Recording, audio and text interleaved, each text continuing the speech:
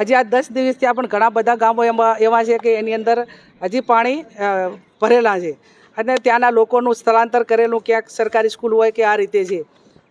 કાયમી વરસાદી નિકાલ માટે મોટી યોજના બનાવવાની થાય કે તળાવો સાથે કે એની કનેક્ટિવિટીની વાત સીએમ પાસે પણ કરી હતી ને આજની મિટિંગમાં એ ચર્ચા પણ કરી. એટલે ત્યાં વરસાદી પાણીના કારણે આવનાર સમયની અંદર રોગચાળો ફાટી નીકળવાનો છે. પશુધન જે અત્યારે ચાલુ વરસાદે મર્યું હતું એનાથી પણ વધારે ક્યાંક ને ક્યાંક ખેડૂતોને નુકસાન જવાનું એનું કારણ કે હજુ સુધી ખેતરોમાં ઘાસચારો કંઈ લેવા માટે જવાતું નથી. ગવર્મેન્ટ પાસે ઘાસચારાની માગણી કરો તો એમાં પણ કોઈ સંતોષકારક જવાબ નથી.